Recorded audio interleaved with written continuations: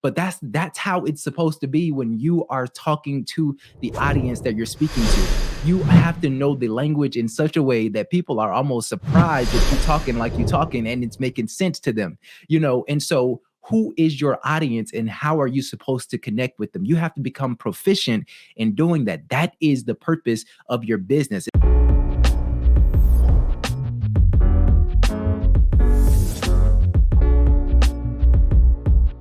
What's going on, prosperity makers? Welcome to another Beyond Prosperous podcast, helping you live your legacy from potential to purpose in family, fortune, and faith. I'm so excited about today's message. And today we're talking about the one thing you should be doing for your business. Listen, you thought you were in business for one thing, but this is the one thing that you're really in business for. And so the thing is marketing.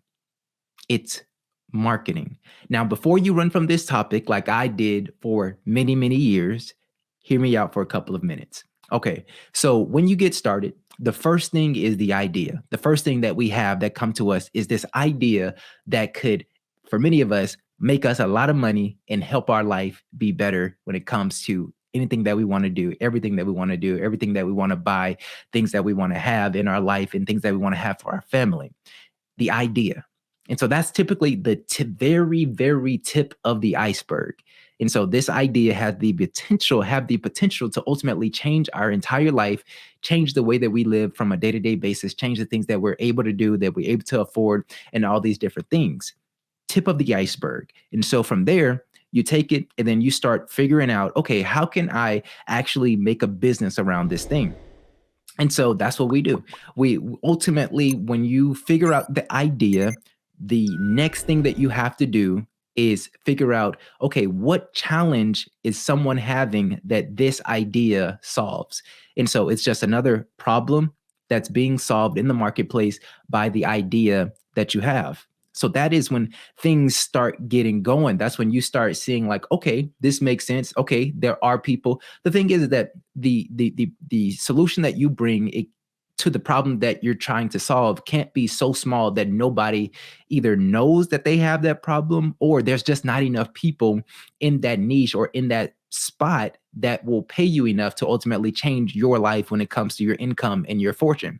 And so the idea typically is the starting point.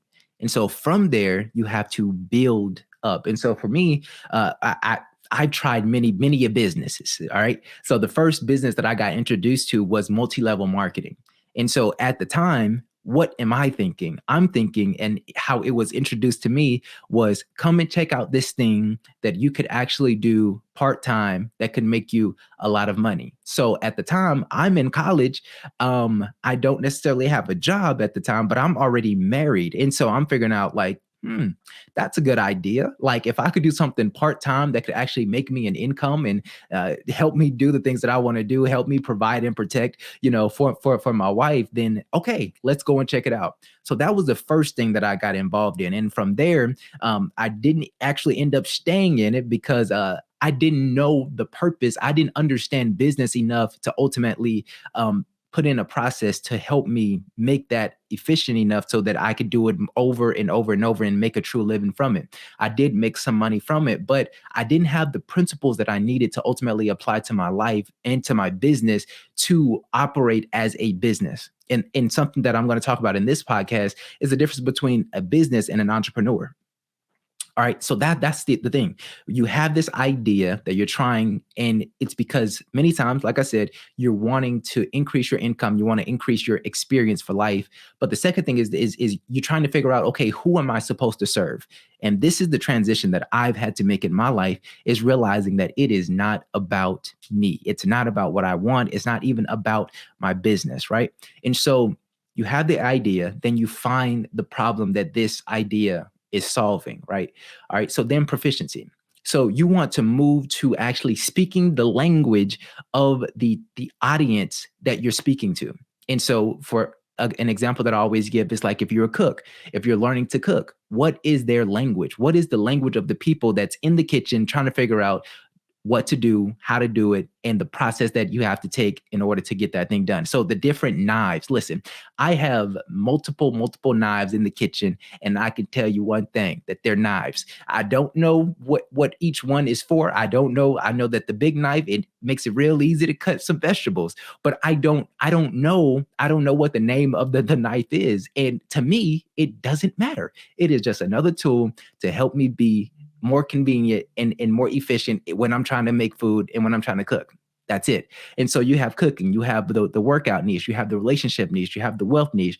And then it's infinite, once you get into it. You have real estate, you have on digital marketing, you have online courses, you have, e-commerce. And so you have all these different things, but you have to get into it. You have to become proficient at actually speaking the language of the people that you're wanting to talk to. So again, this is all coming back to marketing. When you have your idea, you're figuring out what problem that idea solves, and then you're figuring out the language that you must speak so that you're attracting the people that speak that language. And so a video that I seen on YouTube at some point in my life, this white guy, he goes into these different restaurants and he starts speaking these different Asian languages that's like, and he's fluent in it. And every time he do it, the people that they take it back, they like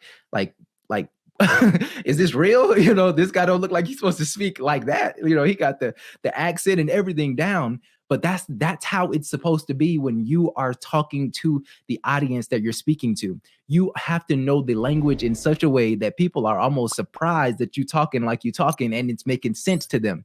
And so who is your audience and how are you supposed to connect with them? You have to become proficient in doing that. That is the purpose of your business. It's not just having an idea, putting it in the marketplace and hoping that people find you and that they buy what you have, even though they don't know who you are. And so you have to speak the language of the people that you're trying to talk to. So the purpose of a business, and this was hard for me, but I didn't know this. Before I knew this was hard for me. Once I found this out, this changed everything, especially for my believers that feel like making a lot of money is evil and money is evil and business people are scamming people and different things like that. This is what I found out, that the purpose of a business is to make a profit. The purpose of an entrepreneur is to make a difference. The purpose of a business is to make a profit. The purpose of an entrepreneur is to make a difference.